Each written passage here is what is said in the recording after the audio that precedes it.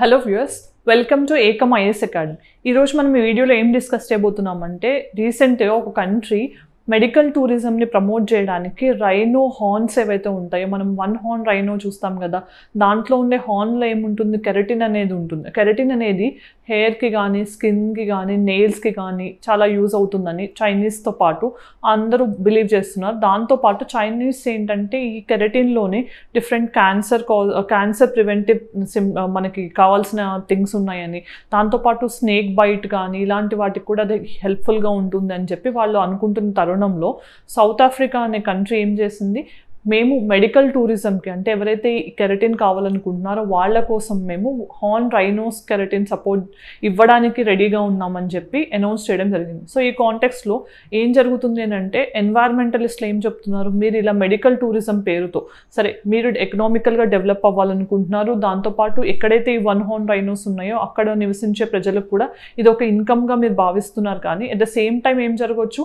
One horn రైనోస్ని pouch చేసి అంటే చంపేసి ఆ హార్న్ కోసం అని చెప్పి అలా చేయడం వల్ల అసలు మొత్తం వన్ హార్న్ రైనోస్ కానీ అదర్ రైనోసరస్ కానీ ఎక్స్టింక్షన్ అయ్యే ఛాన్స్ కూడా ఉంటుంది అని చెప్పి ఎన్వైర్మెంటలిస్ట్ భావిస్తున్నారు అనమాట. ఈ కాంటెక్స్ట్ అసలు మనం ఫస్ట్ తెలుసుకోవాల్సింది ఏంటి, మెడికల్ టూరిజం అంటే ఏంటి.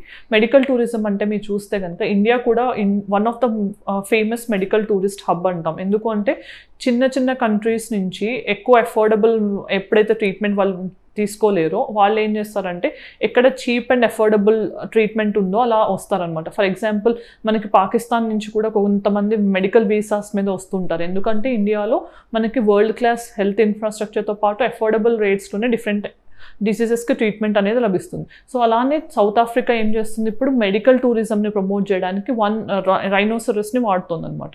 సో ఈ కాంటెక్స్లో మనం అసలు ఫస్ట్ న్యూస్ అనేది ఏంటి చూసి, దాంతోపాటు అసలు సౌత్ ఆఫ్రికా అనేది ఎందుకు ఈ మెయిన్ రైనోసరస్ని ప్రమోట్ చేస్తుంది మెడికల్ టూరిజంకి, దాంతోపాటు అసలు రైనోసరస్ ఎక్కడెక్కడ ఎన్ని ఉన్నాయి, ఎన్ని జాతులు ఉన్నాయి దీంట్లో కూడా చూద్దాం. ఎందుకంటే ఇలాంటివి ఎప్పుడైనా డెసిషన్స్ అనౌన్స్ చేసినప్పుడు ఖచ్చితంగా ఎగ్జామినేషన్లో వాటికి సంబంధించి క్వశ్చన్స్ అడుగుతారు. డైరెక్ట్గా అడగవచ్చు, ఏ కంట్రీ అనౌన్స్ చేసిందని అడగవచ్చు, లేదంటే రైనోసరస్ గురించి దాని స్పీసీస్ గురించి కూడా అడగవచ్చు. సో ఫస్ట్ మనం దీని గురించి చూద్దాం. One white rhino, one horn rhino, black rhino, Javan and Sumatran. So మీకు తెలిస్తే జావన్ అండ్ సుమత్రన్ ఇండోనేషియాకి సంబంధించి ఇవి రెండు కూడా ఎక్స్టింక్ట్ అయిపోయినాయి, ఆల్మోస్ట్ క్రిటికల్లీ ఎండేంజర్డ్. సో ఇవి ఏంటంటే ఎక్స్టింక్ట్ ఇన్ ద వైల్డ్ అయినాయి, అంటే వైల్డ్లో వీటి పాపులేషన్ లేదు, కొన్ని చోట్ల మాత్రమే వీటిని ప్రొటెక్ట్ చేసి కాపాడుతున్నారు. బట్ ఈ రెండు కూడా క్రిటికల్లీ ఎండేంజర్డ్, చాలా ఇంపార్టెంట్. తర్వాత థర్డ్ రైనో ఏంటి, black rhino and white rhino. ఈ రెండు కూడా ఆఫ్రికాలో ఉంటాయి అనమాట. సో ఫస్ట్ గుర్తుపెట్టుకోవాల్సింది ఈ రెండు కూడా పాపులేషన్ అనేది అంటే వీటివి బ్లాక్ రైనో అనే దాని పాపులేషన్ కొంచెం పెరుగుతోంది, కానీ ఈ రెండు కూడా ఆఫ్రికాలో ఉంది. తర్వాత మన కంట్రీలో ఉన్న రైనోసరస్ ఏంటి, greater one horn rhinoceros. So దీని పాపులేషన్ అనేది వల్నరబుల్గా ఉంది. సో ఇది ఇండియాలో ఎక్కడెక్కడ ఉంది అంటే కనుక మనకి ఫేమస్ వన్ హార్న్ రైనోని కానీ గుర్తొచ్చేది ఏంటి, కాజిరంగా నేషనల్ పార్క్ అస్సాంలో. దాంతోపాటు మనకి యూపీ వెస్ట్ బెంగాల్లో కూడా ఇది వన్ హార్న్ రైనో అనేది ఉంది. సో ఈ కాంటెక్స్ట్ మనం తెలుసుకోవాల్సింది, ఇది నియర్ థ్రెటెండ్ ఉంది, ఇది వల్నరబుల్ ఉంది. ఈ మూడు rhinos, black rhino, Javan and Sumatran rhinos, ఈ మూడు కూడా క్రిటికల్లీ ఎండేంజర్డ్ ఉన్నాయి, అంటే extinct in the wild critically ఎండేంజర్డ్గా ఉన్నాయి అన్నమాట. సో తర్వాత అసలు వై న్యూస్ అనేది చూద్దాం. దాంతోపాటు అసలు సౌత్ ఆఫ్రికానే ఎందుకు మెడికల్ టూరిజంకి ఎక్కువ మంది ప్రిఫర్ చేస్తున్నారు, దాంతోపాటు సౌత్ ఆఫ్రికాకు ఉన్న పేరు ఏంటి అనేది చూద్దాం. దాంతోపాటు మెడికల్ టూరిజం అనేది నిజంగా రైనోసరస్ని ఎక్స్టింక్షన్ వైపు దారితీస్తుందా లేదా అనేది చూద్దాం. దాంతోపాటు అసలు వన్ హార్న్ రైనో మన ఇండియాలో ఉన్న దాని గురించి డిస్కస్ చేసి, దాంతోపాటు కన్జర్వేషన్ ఎఫర్ట్స్ ఏంటి ఇండియా తీసుకున్నామని కూడా చూద్దాం. సో ఫస్ట్ ఏంటంటే ఇది ఎన్వైర్న్మెంట్ పాయింట్ ఆఫ్ వ్యూలో important, at the same time current అఫైర్స్లో. సో ఫస్ట్ మనం గుర్తుపెట్టుకోవాల్సింది ఏంటి, సౌత్ ఆఫ్రికా అనే కంట్రీ దేనికి ఫేమస్, బిగ్ 5కి ఫేమస్. ఆ బిగ్ 5 ఏంటి, different animals like lion, leopard, దాంతోపాటు రైనోసరస్, ఎలిఫెంట్, బఫెలో అంటాం అనమాట. ఇవన్నీ కూడా వైల్డ్ బిగ్ 5s అంటాం. బిగ్ క్యాట్స్ వేరు, okay, international big cat alliance ఉంది, దాంట్లో మనకి 7 బిగ్ క్యాట్స్ ఉన్నాయి. అది కాకుండా ఇది బిగ్ 5 ఏంటంటే ఇవి బిగ్ యానిమల్స్ అనమాట. అంటే మనకి దాని సైజ్ ప్రకారంగా చూస్తే కనుక ఇవి బిగ్ 5 అంటాం. ఈ 5 కూడా ఉండే కంట్రీగా సౌత్ ఆఫ్రికాకు మంచి గుర్తింపు ఉంది. అట్ ద సేమ్ టైం ఇవి ఏంటంటే మెడికల్ టూరిజంని ప్రమోట్ చేయడానికని ఇప్పుడు రైనోసరస్ ఏదైతే ఇక్కడ బిగ్ 5లో ఉందో దాన్ని ప్రమోట్ చేయడానికి ట్రై చేస్తున్నారు అనమాట. సో ఇక్కడ మనం గుర్తుపెట్టుకోవాల్సింది సౌత్ ఆఫ్రికాకు ఉన్న ఇంకొక పేరు rainbow nation. So rainbow nation అనే ఎందుకు అంటారు సౌత్ ఆఫ్రికాని అంటే కనుక ఇక్కడ మల్టీ కల్చరల్ ఎథనిసిటీ అనేది మనం చూడొచ్చు. అంటే డిఫరెంట్ రేసెస్ ఇక్కడ ఉంటాయి. బ్లాక్స్ ఉంటారు, వైట్స్ ఉంటారు, అట్లా డిఫరెంట్ సెక్షన్స్ కలర్స్లోనే కాదు ఎథనిసిటీ కానీ కల్చర్ కానీ డిఫరెన్సెస్ చాలా బాగా కనిపిస్తుంటాయి. అందరూ కలిసి ఇక్కడ ఉంటున్నారు కాబట్టి దాని రెయిన్బో అంటే అన్ని కలర్స్ కలిసి ఉన్నట్టు ఇక్కడ కూడా వర్గాల ప్రజలు ఉంటున్నారు కాబట్టి దీన్ని రెయిన్బో నేషన్గా కూడా గుర్తిస్తారనమాట. మీకు సౌత్ ఆఫ్రికా అనగానే ఏం గుర్తు రావాలి? నెల్సన్ మండేలా రేషియల్ అపార్థైడ్కి అగెయిన్స్ట్గా ఆయన ఫైట్ చేశారు. మనం సౌత్ ఆఫ్రికన్ గాంధీగా గుర్తించాం. మళ్ళీ ఆయనకి మీకు గుర్తుంటే కనుక ఫస్ట్ ఇండియన్ ఫారినర్ అంటే ఫస్ట్ టైం ఒక ఫారినర్కి భారతరత్న ఇచ్చింది కూడా నెల్సన్ మండేలా. ఖాన్ అబ్దుల్ గఫార్ ఖాన్ కూడా ఇచ్చారు అంతకుముందు. సో మీరు గుర్తుంటే దాంతోపాటు మీరు తెలుసుకోవాల్సింది ఏంటి, ఇండియా సౌత్ ఆఫ్రికా ఏ ఆర్గనైజేషన్స్లో భాగంగా ఉన్నాయంటే బ్రిక్స్ ఒకటి ఉంది మనకి. సో బ్రిక్స్లో సౌత్ ఆఫ్రికా జాయిన్ అయింది. దాంతోపాటు India, Brazil, south Africa IBSA అనేది కూడా ఒక మనకి ఆర్గనైజేషన్ కోఆపరేషన్కి. ఇలా కొన్ని ఆర్గనైజేషన్స్లో గ్లోబల్ సౌత్లో కూడా మనం భాగంగా ఉన్నాం. సో ఇలా మీరు తెలుసుకోవాల్సినవి. దాంతోపాటు అసలు ఫస్ట్ సౌత్ ఆఫ్రికాని ఎందుకు ప్రిఫర్ చేస్తున్నారు అంటే కనుక వరల్డ్ క్లాస్ హెల్త్ కేర్ అనేది కాంపిటేటివ్ రేట్స్లో అంటే అఫోర్డబుల్ రేట్స్లో మనకి సౌత్ ఆఫ్రికాలో దొరుకుతుంది. దానివల్ల ఎక్కువ మంది సౌత్ ఆఫ్రికాకు ప్రిఫర్ చేస్తున్నారు. దాంతోపాటు మీరు చూస్తే పయోనీరింగ్ మెడికల్ అచీవ్మెంట్స్ కూడా ఉన్నాయి. అంటే మీకు తెలిస్తే ఫస్ట్ టైం 1967లో హార్ట్ ట్రాన్స్ప్లాంటేషన్ చేసిన ఫస్ట్ కంట్రీగా సౌత్ ఆఫ్రికాలో డాక్టర్ రికార్డ్ సృష్టించారనమాట. హార్ట్ ట్రాన్స్ప్లాంటేషన్ అనేది కూడా ఫస్ట్ టైం సౌత్ ఆఫ్రికాలోనే జరిగింది.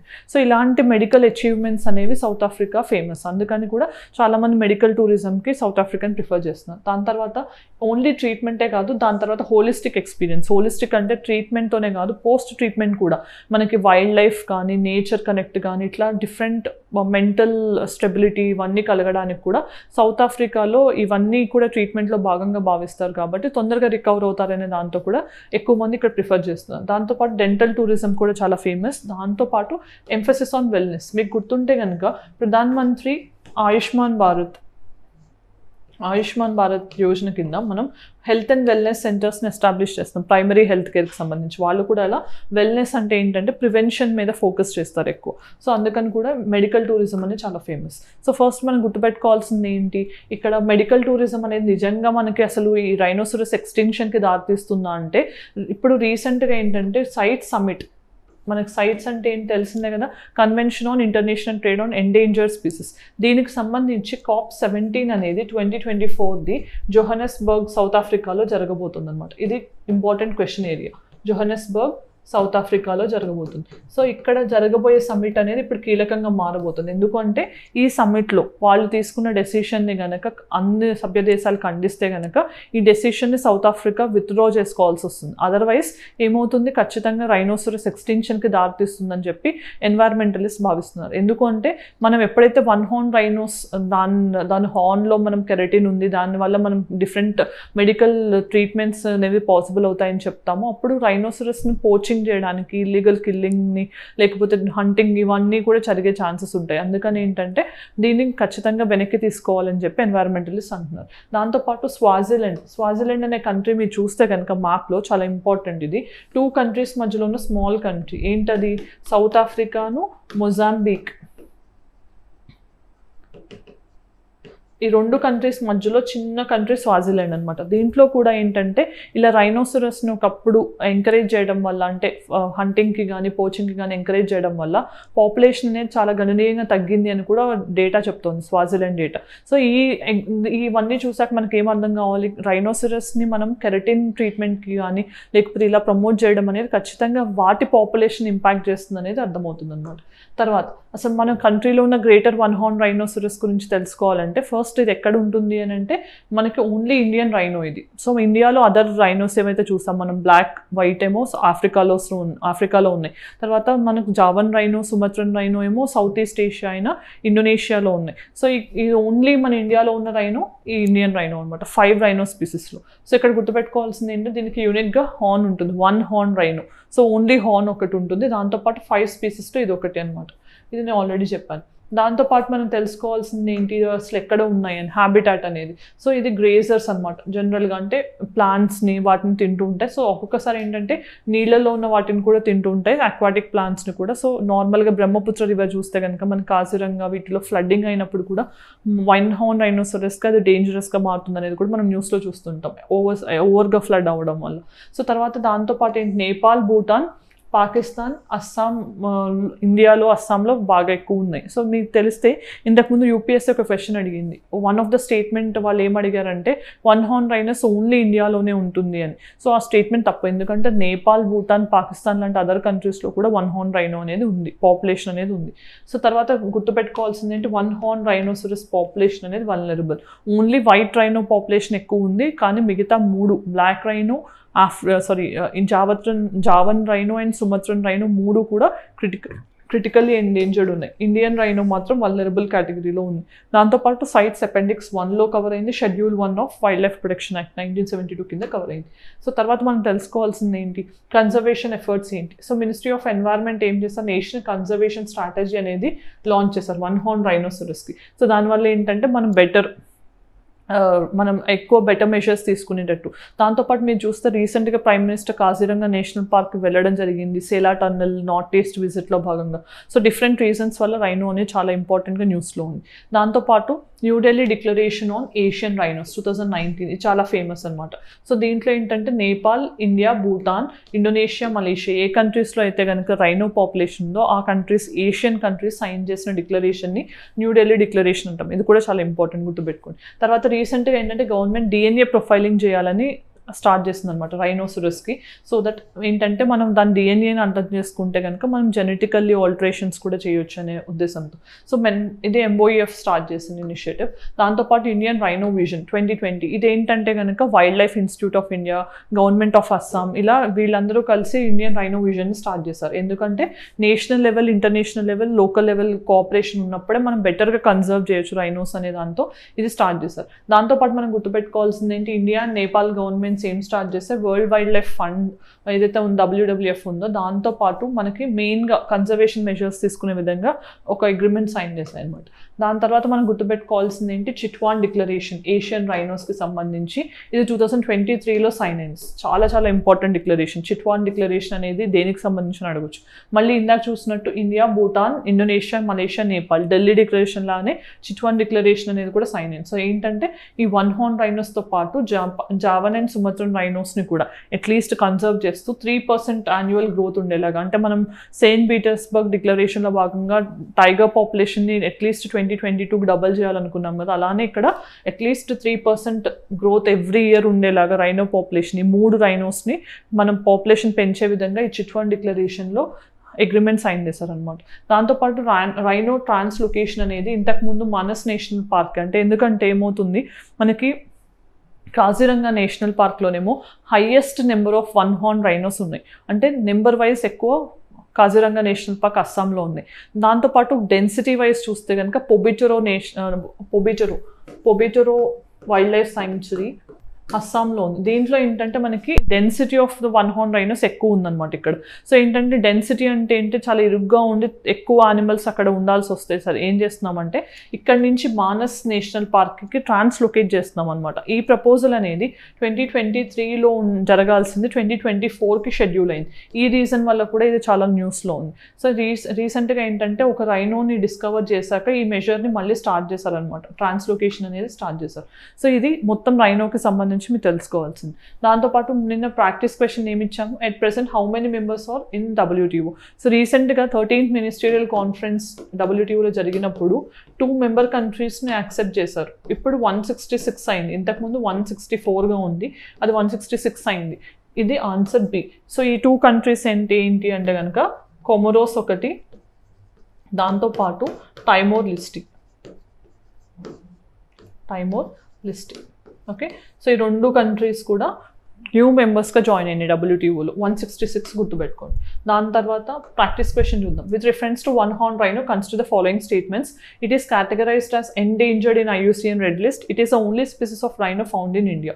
Which of the following statements are correct? ఈ రెండిట్లో ఎన్ని కరెక్ట్ అనేది ఆన్సర్ చేయండి కామెంట్ సెక్షన్లో.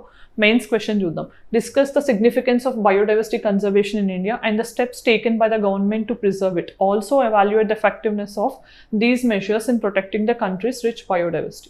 సో ఇక్కడ క్వశ్చన్లో ఏమడుగుతున్నారు, బయోడైవర్సిటీ ఇంపార్టెన్స్ ఏంటి అనేది చెప్తూ స్టెప్స్ ఏమైతే ఇండియన్ గవర్నమెంట్ తీసుకుందో బయోడైవర్సిటీ కన్జర్వేషన్కి రిలేటెడ్ ఆ స్టెప్స్ని ఏంటి అనేది మీరు కోట్ చేస్తూ దాంతోపాటు వాటి ఎఫెక్టివ్నెస్ ఎలా ఉంది, అసలు నిజంగా ఆ స్టెప్స్ అనేవి మనం బయోడైవర్సిటీని కన్జర్వ్ చేసే విధంగా ఉన్నాయా లేదా అనేది కూడా చెప్పాలి. అంటే మీరు 3 పార్ట్స్లో ఈ క్వశ్చన్ని ఆన్సర్ చేయాలి. సిగ్నిఫికెన్స్ ఏంటి, ఇంపార్టెన్స్ ఏంటి, సెకండ్ గవర్నమెంట్ స్టెప్స్, దాంతోపాటు వాటి ఎఫెక్టివ్నెస్ ఎలా ఉంది అనేది ఆన్సర్ చేయాలి. సో 3 పార్ట్స్లో అడ్రస్ చేయండి.